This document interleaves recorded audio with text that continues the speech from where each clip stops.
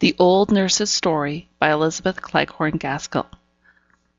You know, my dears, that your mother was an orphan and an only child, and I dare say you have heard that your grandfather was a clergyman up in Westmoreland, where I come from. I was just a girl in the village school when, one day, your grandmother came in to ask the mistress if there was any scholar there who would do for a nursemaid, and mighty proud I was, I can tell ye, when the mistress called me up and spoke to my being a good girl at my needle, and a steady, honest girl, and one whose parents were very respectable, though they might be poor. I thought I should like nothing better than to serve the pretty young lady who was blushing as deep as I was, as she spoke of the coming baby and what I should have to do with it. However, I see you don't care so much for this part of my story as for what you think is to come, so I'll tell you at once. I was engaged and settled at the parsonage before Miss Rosmon, that was the baby who is now your mother, was born. To be sure, I had little enough to do with her when she came, for she was never out of her mother's arms, and slept by her all night long, and proud enough was I sometimes when Mrs. trusted her to me. There never was such a baby before or since, though you've all of you been fine enough in your turns, but for sweet winning ways you've none of you come up to your mother. She took after her mother, who was a real lady born, a Miss Furnival, a granddaughter of Lord Furnival's in Northumberland. I believe she had neither brother nor sister, and had been brought up in my lord's family till she had married your grandfather, who was just a curate, son to a shopkeeper in Carlisle, but a clever, fine gentleman as ever was, and one who was a right-down hard worker in his parish, which was very wide and scattered all abroad over the Westmoreland fells. When your mother, little Miss Rosmond, was about 4 or 5 years old, both her parents died in a fortnight, one after the other. Ah, that was a sad time. My pretty young mistress and me was looking for another baby when my master came home from one of his long rides, wet and tired, and took the fever he died of. And then she never held up her head again, but just lived to see her dead baby and have it laid on her breast before she sighed away her life. My mistress asked me, on her deathbed, never to leave Miss Rosmond, but if she had never spoken a word, I would have gone with the little child to the end of the world. The next thing, and before we had well stilled our sobs, the executors and guardians came to settle the affairs. They were my poor young mistress's own cousin, Lord Furnival, and Mr. Esthwaite, my master's brother, a shopkeeper in Manchester, not so well-to-do then as he was afterwards, and with a large family rising about him. Well, I don't know if it were their settling, or because of a letter my mistress wrote on her deathbed to her cousin, my lord, but somehow it was settled that Miss Rosmond and me were to go to Fernival Manor house in Northumberland, and my lord spoke as if it had been her mother's wish that she should live with his family, and as if he had no objections, for that 1 or 2 more or less could make no difference in so grand a household. So though that was not the way in which I should have wished the coming of my bright and pretty pet to have been looked at, who was like a sunbeam in any family, be it never so grand, I was well pleased that all the folks in the dale should stare and admire when they heard I was going to be young lady's maid at my Lord Furnival's at Fernival Manor. But I made a mistake in thinking we were to go and live where my lord did. It turned out that the family had left Furnival Manor house 50 years or more. I could not hear that my poor young mistress had ever been there, though she had been brought up in the family, and I was sorry for that, for I should have liked Miss Rosmond's youth to have passed where her mother's had been. My lord's gentleman, from whom I asked as many questions as I durst, said that the manor house was at the foot of the Cumberland Fells, and a very grand place, that an old Miss Furnival, a great aunt of my lord's, lived there, with only a few servants, but that it was a very healthy place, and my lord had thought it would suit Miss Rosmond very well for a few years, and that her being there might perhaps amuse his old aunt. I was bidden by my lord to have Miss Rosmond's things ready by a certain day. He was a stern, proud man, as they say all the Lords Furnival were, and he never spoke a word more than was necessary. Folk did say he had loved my young mistress, but that, because she knew that his father would object, she would never listen to him, and married Mr. Esthwaite. But I don't know. He never married, at any rate. But he never took much notice of Miss Rosmond, which I thought he might have done if he had cared for her dead mother. He sent his gentleman with us to the manor house, telling him to join him at Newcastle that same evening, so there was no great length of time for him to make us known to all the strangers before he, too, shook us off, and we were left, two lonely young things, I was not 18, in the great old manor house. It seems like yesterday that we drove there. We had left our own dear parsonage very early, and we had both cried as if our hearts would break, though we were travelling in my lord's carriage, which I thought so much of once. And now it was long past noon on a September day, and we stopped to change horses for the last time at a little smoky town, all full of colliers and miners. Miss Rosmon had fallen asleep, but Mr. Henry told me to waken her, that she might see the park and the manor house as we drove up. I thought it rather a pity, but I did what he bade me for fear he should complain of me to my lord. We had left all signs of a town, or even a village, and we were then inside the gates of a large wild park, not like the parks here in the south, but with rocks, and the noise of running water, and gnarled thorn trees, and old oaks all white and peeled with age. The road went up about 2 miles, and then we saw a great stately house, with many trees close around it, so close that in some places their branches dragged against the walls when the wind blew, and some hung broken down, for no one seemed to take much charge of the place, to lop the wood or to keep the moss-covered carriage-way in order. Only in front of the house all was clear. The great oval drive was without a weed, and neither tree nor creeper was allowed to grow over the long, many-windowed front, at both sides of which a wing projected, which were each the ends of other side fronts, for the house, although it was so desolate, was even grander than I expected. Behind it rose the fells, which seemed unenclosed and bare enough, and on the left hand of the house, as you stood facing it, was a little old-fashioned flower garden, as I found out afterwards. A door opened out upon it from the west front. It had been scooped out of the thick, dark wood for some old Lady Furnival, but the branches of the great forest trees had grown and overshadowed it again, and there were very few flowers that would live there at that time. When we drove up to the great front entrance and we went into the hall, I thought we should be lost, it was so large and vast and grand. There was a chandelier all of bronze hung down from the middle of the ceiling, and I had never seen one before, and looked at it all in amaze. Then, at one end of the hall was a great fireplace, as large as the sides of the houses in my country, with massy andirons and dogs to hold the wood, and by it were heavy old-fashioned sofas. At the opposite end of the hall, to the left as you went in, on the western side, was an organ, built into the wall, and so large that it filled up the best part of that end. Beyond it, on the same side, was a door, and opposite, on each side of the fireplace, were also doors leading to the east front, but those I never went through as long as I stayed in the house, so I can't tell you what lay beyond.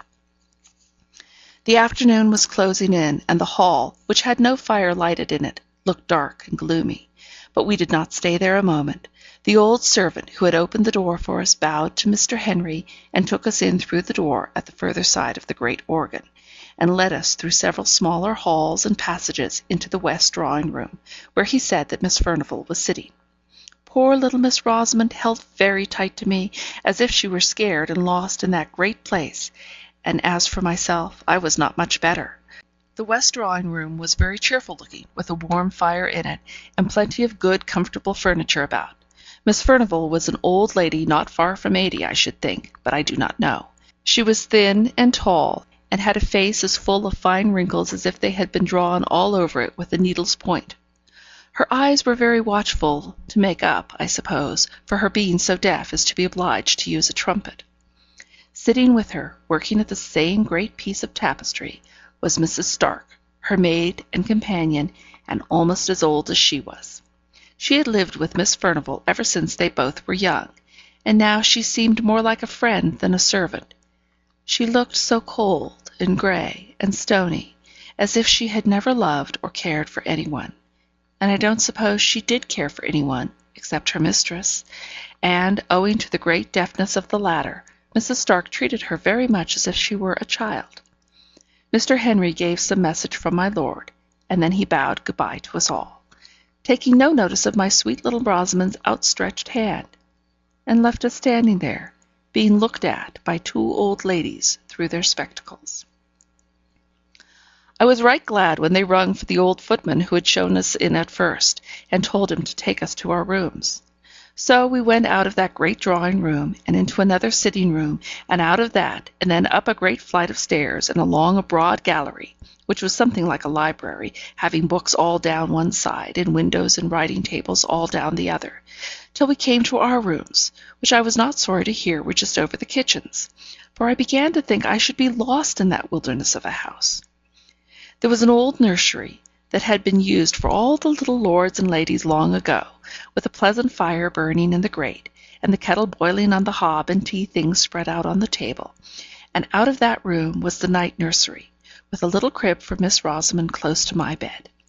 And old James called up Dorothy, his wife, to bid us welcome, and both he and she were so hospitable and kind that by and by Miss Rosmond and me felt quite at home, and by the time tea was over she was sitting on Dorothy's knee and chattering away as fast as her little tongue could go.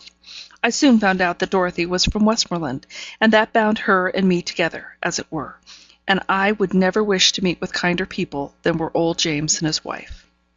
James had lived pretty nearly all his life in my lord's family, and thought there was no one so grand as they. He even looked down a little on his wife, because, till he had married her, she had never lived in any but a farmer's household. But he was very fond of her, as well he might be. They had one servant under them, to do all the rough work.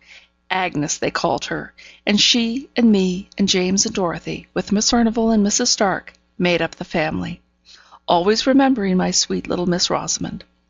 I used to wonder what they had done before she came, they thought so much of her now. Kitchen and drawing room, it was all the same.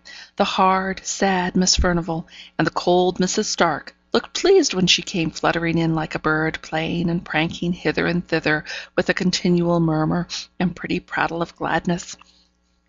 I am sure they were sorry many a time when she flitted away into the kitchen, though they were too proud to ask her to stay with them, and were a little surprised at her taste, though to be sure, as Mrs. Stark said, it was not to be wondered at, remembering what stock her father had come of. The great old rambling house was a famous place for little Miss Rosamond.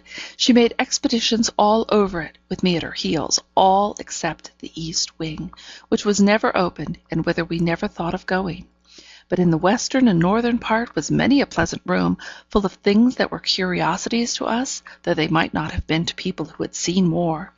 The windows were darkened by the sweeping boughs of the trees, and the ivy which had overgrown them.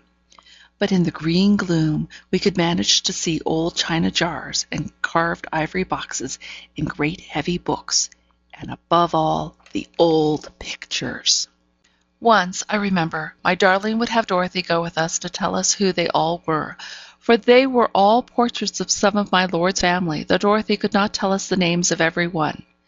We had gone through most of the rooms, when we came to the old state drawing-room over the hall, and there was a picture of Miss Furnival, or, as she was called in those days, Miss Grace, for she was the younger sister.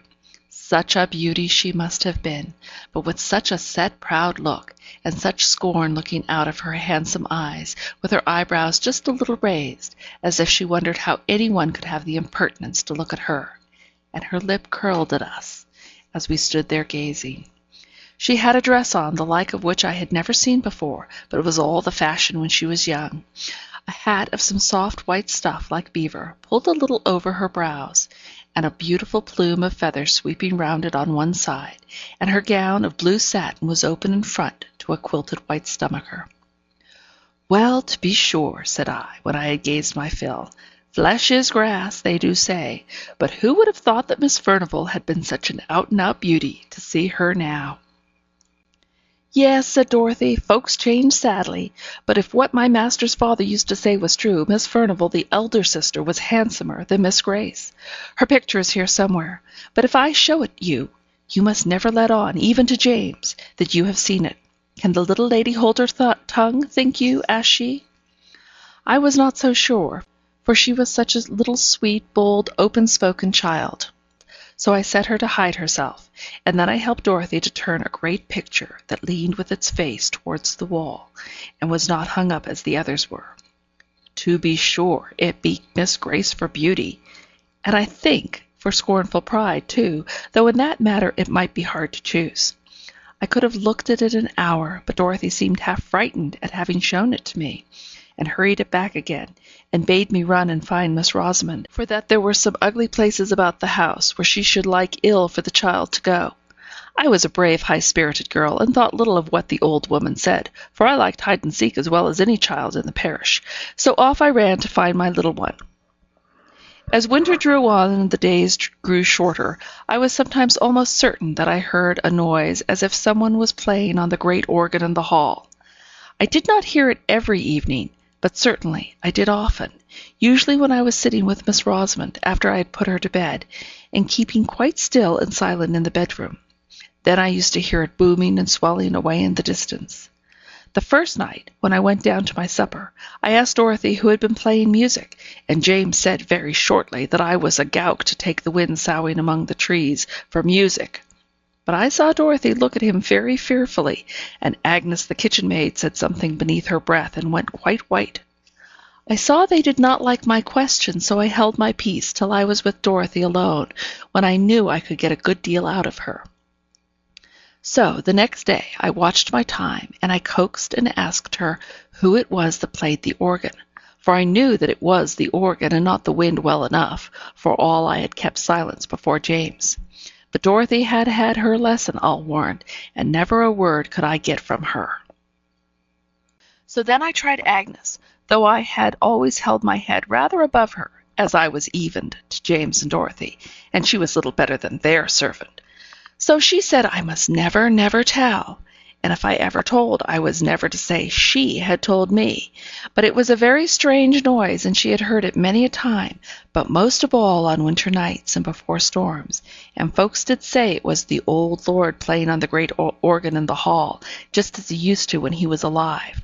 But who the old lord was, or why he played, and why he played on stormy winter evenings in particular, she either could not or would not tell me. Well, I told you I had a brave heart, and I thought it was rather pleasant to have that grand music rolling about the house, let who would be the player, for now it rose above the great gusts of wind and wailed and triumphed just like a living creature, and then it fell to a softness most complete, only it was always music and tunes, so it was nonsense to call it the wind. I thought at first that it might be Miss Furnival who played, unknown to Agnes. But one day, when I was in the hall by myself, I opened the organ and peeped all about it and around it, as I had done to the organ in Crosthwaite Church once before, and I saw it was all broken and destroyed inside, though it looked so brave and fine. And then, though it was noonday, my flesh began to creep a little, and I shut it up and run away pretty quickly to my own bright nursery. And I did not like hearing the music for some time after that, any more than James and Dorothy did. All this time Miss Rosamond was making herself more and more beloved. The old ladies liked her to dine with them at their early dinner. James stood behind Miss Furnival's chair, and I behind Miss Rosamond's, all in state, and after dinner she would play about in a corner of the great drawing-room as still as any mouse, while Miss Furnival slept, and I had my dinner in the kitchen. But she was glad enough to come to me in the nursery afterwards, for, as she said, Miss Furnival was so sad, and Mrs. Stark so dull, but she and I were merry enough, and by I got not to care for that weird rolling music, which did no one harm, if we did not know where it came from. That winter was very cold. In the middle of October the frost began, and lasted many, many weeks. I remember one day, at dinner, Miss Furnival lifted up her sad, heavy eyes, and said to Mrs. Stark, "I am afraid we shall have a terrible winter," in a strange kind of meaning way. But Mrs. Stark pretended not to hear, and talked very loud of something else. My little lady and I did not care for the frost, not we. As long as it was dry, we climbed up the steep brows behind the house, and went up on the fells, which were bleak and bare enough, and there we ran races in the fresh, sharp air. And once we came down by a new path that took us past the 2 old gnarled holly trees, which grew about halfway down by the east side of the house. But the days grew shorter and shorter, and the old lord, if it was he, played away more and more stormily and sadly on the great organ. One Sunday afternoon, it must have been towards the end of November, I asked Dorothy to take charge of little Missy when she came out of the drawing room, after Miss Furnival had had her nap, for it was too cold to take her with me to church, and yet I wanted to go. And Dorothy was glad enough to promise, and was so fond of the child that all seemed well, and Agnes and I set off very briskly, though the sky hung heavy and black over the white earth, as if the night had never fully gone away, and the air, though still, was very biting and keen. "We shall have a fall of snow," said Agnes to me, and sure enough, even while we were in church, it came down thick, in great large flakes, so thick it almost darkened the windows. It had stopped snowing before we came out, but it lay soft, thick, and deep beneath our feet as we tramped home. Before we got to the hall the moon rose, and I think it was lighter then, what with the moon and what with the white dazzling snow, than it had been when we went to church between 2 and 3 o'clock. I have not told you that Miss Furnival and Mrs. Stark never went to church. They used to read the prayers together in their quiet, gloomy way. They seemed to feel the Sunday very long without their tapestry work to be busy at. So when I went to Dorothy in the kitchen to fetch Miss Rosmon and take her upstairs with me, I did not much wonder when the old woman told me that the ladies had kept the child with them, and that she had never come to the kitchen, as I had bidden her, when she was tired of behaving pretty in the drawing-room. So I took off my things and went to find her, and bring her to her supper in the nursery. But when I went into the best drawing-room, there sat the two old ladies, very still and quiet, dropping out a word now and then, but looking as if nothing so bright and merry as Miss Rosamond had ever been near them. Still, I thought she might be hiding from me, it was one of her pretty ways, and that she had persuaded them to look as if they knew nothing about her. So I went softly peeping under this sofa and behind that chair, making believe I was sadly frightened at not finding her. "What's the matter, Hester?" said Mrs. Stark sharply. I don't know if Miss Furnival had seen me, for, as I told you, she was very deaf, and she sat quite still, idly staring into the fire, with her hopeless face.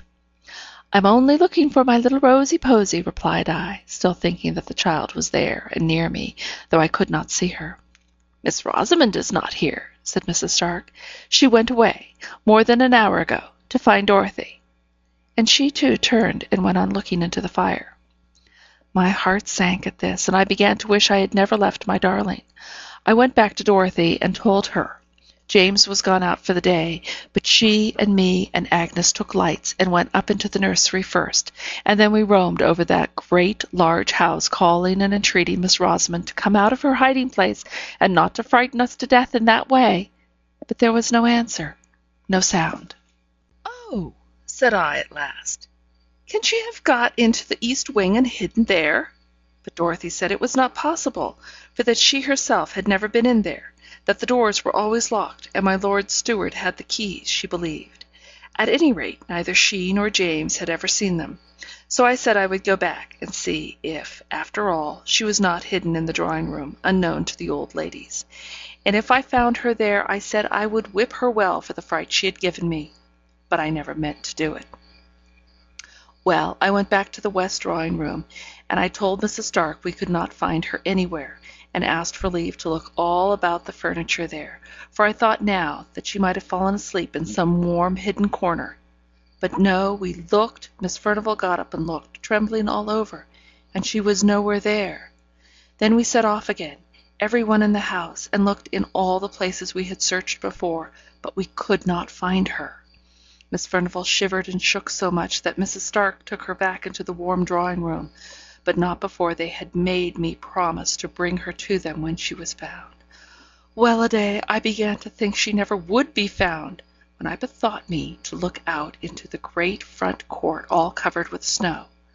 I was upstairs when I looked out, but it was such clear moonlight, I could see quite plain 2 little footprints which might be traced from the hall door and around the corner of the east wing.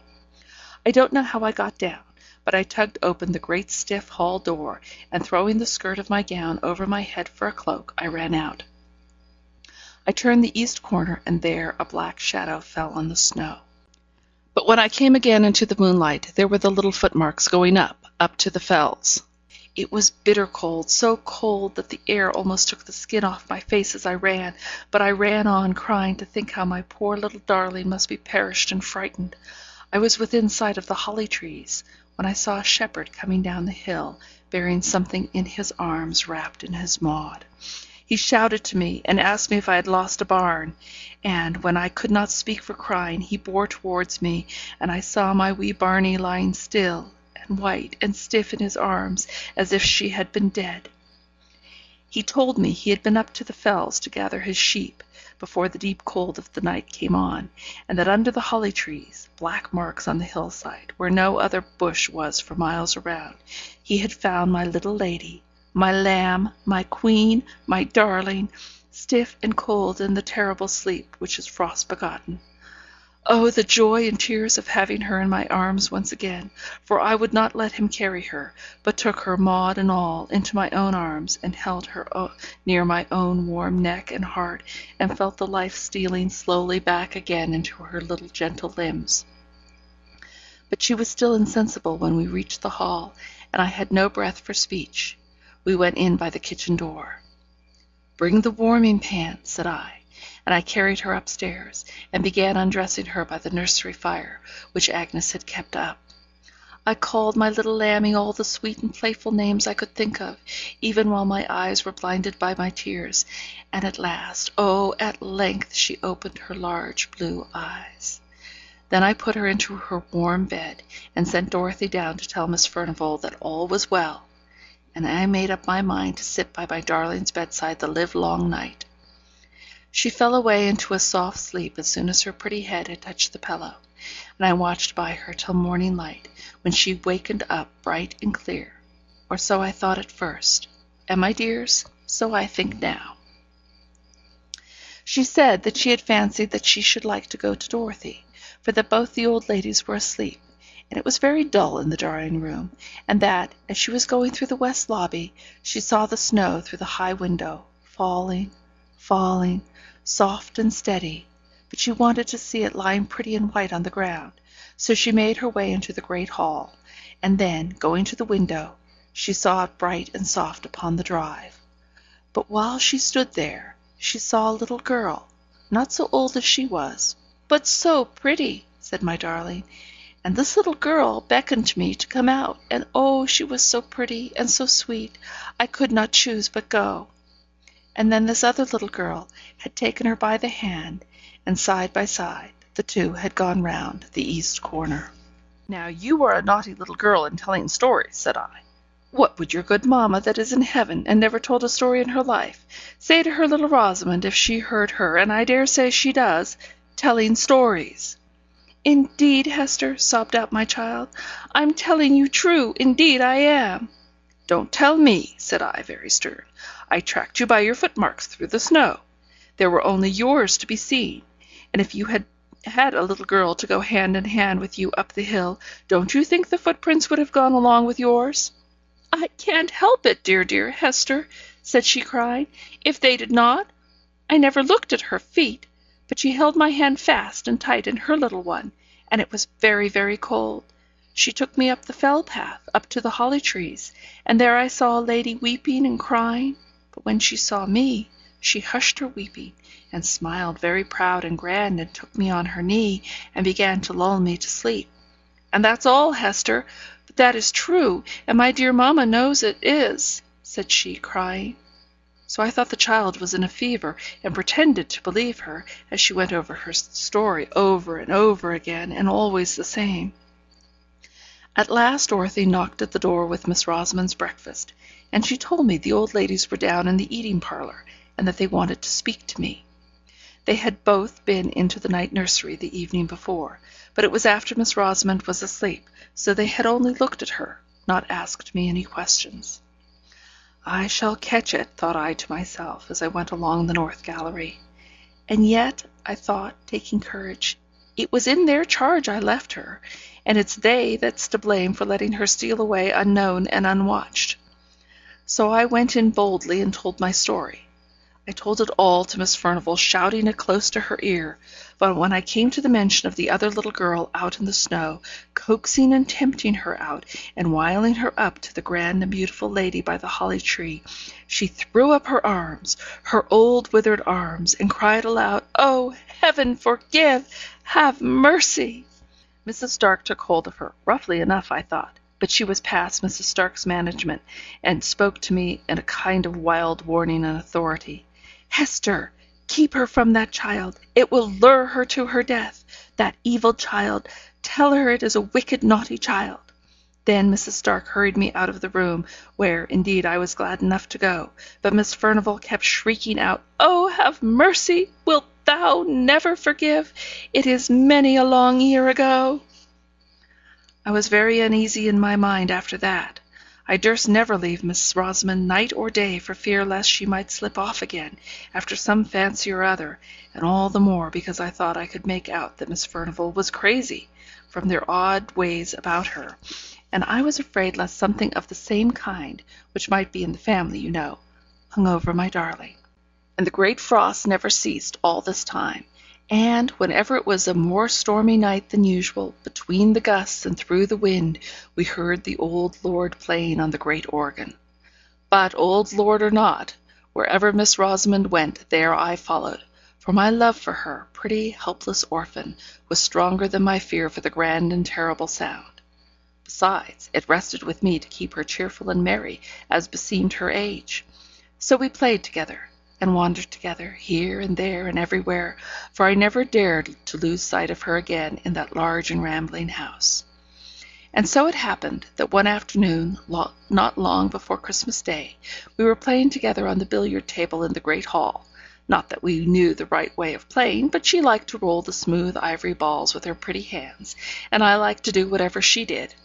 And by, without our noticing it, it grew dusk indoors, though it was still light in the open air, and I was thinking of taking her back into the nursery, when, all of a sudden, she cried out, "Look, Hester, look! There is my poor little girl out in the snow."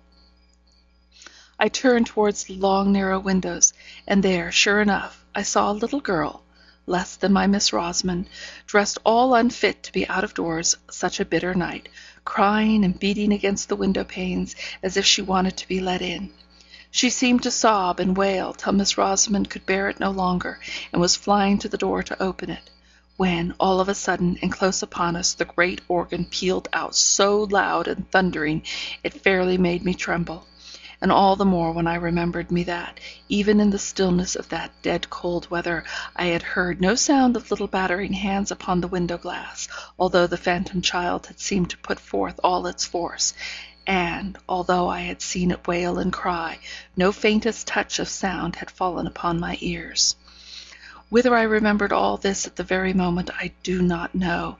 The great organ sound had so stunned me into terror. But this I know, I caught up Miss Rosamond before she got the hall door open, and clutched her, and carried her away, kicking and screaming, into the large, bright kitchen where Dorothy and Agnes were busy with their mince pies. "What is the matter with my sweet one?" cried Dorothy, as I bore in Miss Rosamond, who was sobbing as if her heart would break. "She won't let me open the door for my little girl to come in, and she'll die if she is out in the fells to-night. Cruel, naughty Hester," she said, slapping me. But she might have struck harder, for I had seen a look of ghastly terror on Dorothy's face, which made my very blood run cold. "Shut the back kitchen door fast, and bolt it well," said she to Agnes. She said no more. She gave me raisins and almonds to quiet Miss Rosamond, but she sobbed about the little girl in the snow, and would not touch any of the good things. I was thankful when she cried herself to sleep in bed. Then I stole down to the kitchen and told Dorothy I had made up my mind I would carry my darling back to my father's house in Applethwaite, where, if we lived humbly, we lived at peace. I said I had been frightened enough with the old lord's organ playing, but now that I had seen for myself this little moaning child, all decked out as no child in the neighbourhood could be, beating and battering to get in, yet always without any sound or noise, with a dark wound on its right shoulder, and that Miss Rosamond had known it again for the phantom that had nearly lured her to her death, which Dorothy knew was true, I would stand it no longer. I saw Dorothy change colour once or twice. When I had done, she told me she did not think I could take Miss Rosmond with me, for that she was my lord's ward, and I had no right over her, and she asked me would I leave the child that I was so fond of just for sounds and sights that could do me no harm, and that they had all had to get used to in their turns. I was all in a hot trembling passion, and I said it was very well for her to talk, that knew what these sights and noises betokened, and that had, perhaps, had something to do with the spectre child while it was alive. And I taunted her so, that she told me all she knew at last. And then I wished I had never been told, for it only made me more afraid than ever. She said she had heard the tale from old neighbours that were alive when she was first married, when folks used to come to the hall sometimes, before it had got such a bad name on the countryside. It might not be true, or it might, what she had been told. The old lord was Miss Furnival's father, Miss Grace, as Dorothy called her, for Miss Maud was the elder, and Miss Furnival by rights. The old lord was eaten up with pride. Such a proud man was never seen or heard of, and his daughters were like him. No one was good enough to wed them, although they had choice enough, for they were the great beauties of their day, as I had seen by their portraits, where they hung in the state drawing-room. But, as the old saying is, pride will have a fall, and these two haughty beauties fell in love with the same man, and he no better than a foreign musician, whom their father had down from London to play music with him at the manor house. For, above all things, next to his pride, the old lord loved music. He could play on nearly every instrument that ever was heard of, and it was a strange thing, it did not soften him, but he was as fierce a dour old man, and had broken his poor wife's heart with his cruelty, they said. He was mad after music, and would pay any money for it. So he got this foreigner to come, who made such beautiful music that they said the very birds on the trees stopped their singing to listen. And, by degrees, this foreign gentleman got such a hold over the old lord that nothing would serve him but that he must come every year. And it was he that had the great organ brought from Holland and built up in the hall where it stood now. He taught the old lord to play on it, but many and many a time when Lord Furnival was thinking of nothing but his fine organ and his finer music, the dark foreigner was walking abroad in the woods with one of the young ladies, now Miss Maud, and then Miss Grace. Miss Maud won the day and carried off the prize, such as it was, and he and she were married, all unknown to anyone, and before he made his next yearly visit, she had been confined of a little girl at a farmhouse on the moors, while her father and Miss Grace thought she was away at Doncaster races. But though she was a wife and a mother, she was not a bit softened, but as haughty and as passionate as ever, and perhaps more so, for she was jealous of Miss Grace, to whom her foreign husband paid a deal of court, by way of blinding her, as he told his wife. But Miss Grace triumphed over Miss Maud, and Miss Maud grew fiercer and fiercer, both with her husband and with her sister, and the former, who could easily shake off what was disagreeable and hide himself in foreign countries, went away a month before his usual time that summer, and half threatened that he would never come back again. Meanwhile, the little girl was left at the farmhouse, and her mother used to have her horse saddled and gallop wildly over the hills to see her once every week, at the very least, for where she loved, and where she hated, she hated. And the old lord went on playing on his organ, and the servants thought the sweet music he made had soothed down his awful temper, of which, Dorothy said, some terrible tales could be told. He grew infirm, too, and had to walk with a crutch, and his son, that was the present Lord Furnival's father, was with the army in America, and the other son at sea, so Miss Maud had it pretty much her own way, and she and Miss Grace grew colder and bitterer to each other every day, till at last they hardly ever spoke, except when the old lord was by. The foreign musician came again the next summer, but it was for the last time, for they led him such a life with their jealousy and their passions, that he grew weary and went away, and never was heard of again. And Miss Maud, who had always meant to have her marriage acknowledged when her father should be dead, was left now a deserted wife, whom nobody knew to have been married, with a child that she dared not own, although she loved it to a distraction, living with a father whom she feared and a sister whom she hated. When the next summer passed over and the dark foreigner never came, both Miss Maud and Miss Grace grew gloomy and sad. They had a haggard look about them, though they looked handsome as ever. But, by and by, Miss Maude brightened, for her father grew more and more infirm, and more than ever carried away by his music, and she and Miss Grace lived almost entirely apart, having separate rooms, the one on the west side, Miss Maude on the east, those very rooms which were now shut up.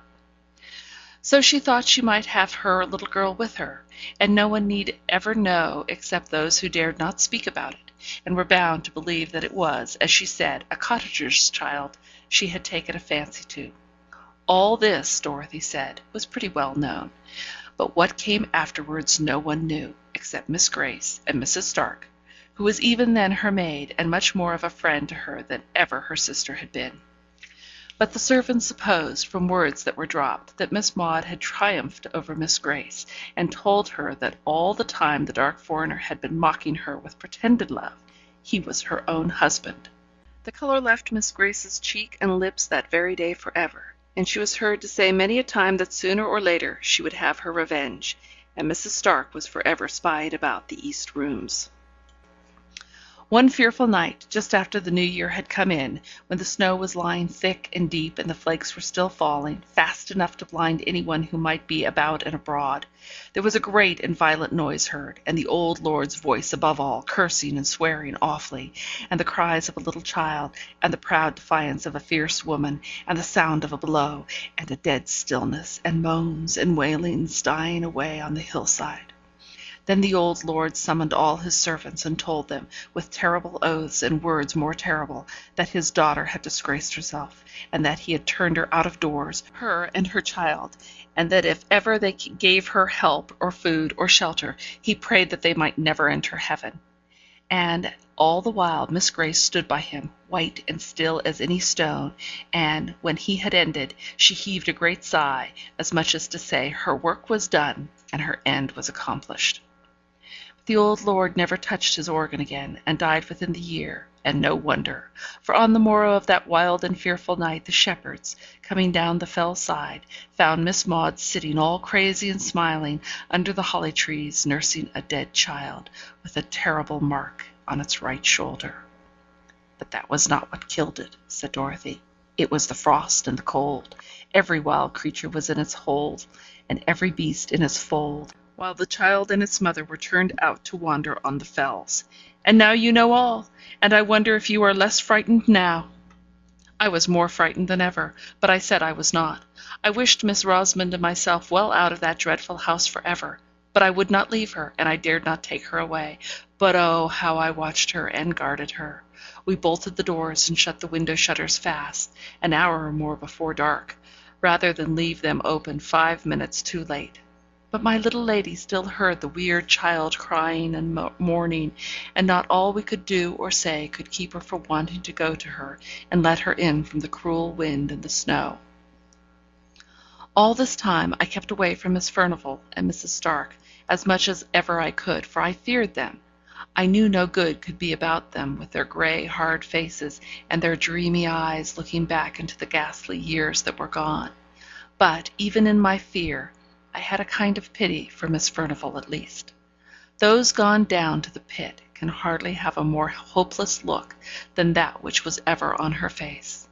At last I even got so sorry for her, who never said a word but what was quite forced from her, that I prayed for her. And I taught Miss Rosmon to pray for one who had done a deadly sin. But often when she came to those words she would listen, and start up from her knees and say, "I hear my little girl plaining and crying very sad. Oh, let her in, or she will die." One night, just after New Year's Day had come at last, and the long winter had taken a turn, as I hoped, I heard the west drawing-room bell ring 3 times, which was the signal for me. I would not leave Miss Rosmond alone, for all she was asleep, for the old lord had been playing wilder than ever, and I feared lest my darling should waken to hear the spectre child. See her I knew she could not. I had fastened the windows too well for that. So I took her out of her bed, and wrapped her up in such outer clothes as were most handy, and carried her down to the drawing-room, where the old ladies sat at their tapestry work as usual. They looked up when I came in, and Mrs. Stark asked, quite astounded, why did I bring Miss Rosmond there, out of her warm bed? I had begun to whisper, because I was afraid of her being tempted out while I was away by the wild child in the snow, when she stopped me short with a glance at Miss Furnival, and said Miss Furnival wanted me to undo some work she had done wrong, and which neither of them could see to unpick. So I laid my pretty dear on the sofa, and sat down on a stool by them, and hardened my heart against them, as I heard the wind rising and howling. Miss Rosmon slept on sound, for all the wind blew so, and Miss Furnival said never a word, nor looked round when the gust shook the windows. All at once she started up to her full height, and put up one hand, as if to bid us listen. "I hear voices," said she. "I hear terrible screams. I hear my father's voice." Just at that moment my darling wakened with a sudden start. "My little girl is crying. Oh, how she is crying!" And she tried to get up and go to her, but she got her feet entangled in the blanket, and I caught her up, for my flesh had begun to creep at these noises which they heard while we could catch no sound. In a minute or two the noises came and gathered fast and filled our ears. We, too, heard voices and screams, and no longer heard the winter's wind that raged abroad. Mrs. Stark looked at me, and I at her, but we dared not speak. Suddenly Miss Furnival went towards the door, out into the anteroom, through the west lobby, and opened the door into the great hall. Mrs. Stark followed, and I durst not be left, though my heart almost stopped beating for fear. I wrapped my darling tight in my arms, and went out with them. In the hall the screams were louder than ever. They seemed to come from the east wing, nearer and nearer, close on the other side of the locked-up doors, close behind them. Then I noticed that the great bronze chandelier seemed all alight, that the hall was dim, and that a fire was blazing in the vast hearth-place, though it gave no heat, and I shuddered up with terror, and folded my darling closer to me. But as I did so, the east door shook, and she suddenly, struggling to get free from me, cried, "Hester, I must go! My little girl is there! I hear her! She is coming! Hester, I must go!" I held her tight with all my strength. With a set will I held her. If I had died, my hands would have grasped her still. I was so resolved in my mind. Miss Furnival stood listening, and paid no regard to my darling, who had got down to the ground, and whom I, upon my knees now, was holding with both my arms clasped around her neck, she was still striving and crying to get free. All at once the east door gave way with a thundering crash, as if torn open in a violent passion, and there came into that broad and mysterious light the figure of a tall old man with grey hair and gleaming eyes. He drove before him with many a relentless gesture of abhorrence a stern and beautiful woman, with a little child clinging to her dress. "Oh, Hester, Hester!" cried Miss Rosamond. "It's the lady below the holly trees, and my little girl is with her. Hester, Hester, let me go to her. They are drawing me to them. I feel them, I feel them. I must go." Again she was almost convulsed by her efforts to get away, but I held her tighter and tighter till I feared I should do her a hurt, but rather than let her go towards those terrible phantoms. They passed along towards the great hall door, where the winds howled and ravened for their prey. But before they reached that, the lady turned, and I could see that she defied the old man with a fierce and proud defiance. But then she quailed, and then she threw up her arms wildly and piteously to save her child, her little child, from a blow from his uplifted crutch. And Miss Rosamond was torn as by a power stronger than mine, and writhed in my arms and sobbed, for by this time the poor darling was growing faint. "They want me to go with them on to the fells. They are drawing me to them. Oh, my little girl, I would come, but cruel, wicked Hester holds me very tight." But when she saw the uplifted crutch, she swooned away, and I thanked God for it. Just at this moment, when the tall old man, his hair streaming as in the blast of a furnace, was going to strike the little shrinking child, Miss Furnival, the old woman by my side, cried out, "Oh, father, father, spare the little innocent child!" But just then I saw, we all saw, another phantom shape itself, and grow clear out of the blue and misty light that filled the hall. We had not seen her till now, for it was another lady who stood by the old man, with a look of relentless hate and triumphant scorn. That figure was very beautiful to look upon, with a soft white hat drawn down over the proud brows, and a red and curling lip. It was dressed in an open robe of blue satin. I had seen that figure before. It was the likeness of Miss Furnival in her youth, and the terrible phantoms moved on, regardless of old Miss Furnival's wild entreaty, and the uplifted crutch fell on the right shoulder of the little child, and the younger sister looked on, stony and deadly serene. But at that moment, the dim lights in the fire that gave no heat went out of themselves, and Miss Furnival lay at our feet stricken down by the palsy, death stricken. Yes, she was carried to her bed that night, never to rise again. She lay with her face to the wall, muttering low, but muttering always. Alas! alas! What is done in youth can never be undone in age. What is done in youth can never be undone in age.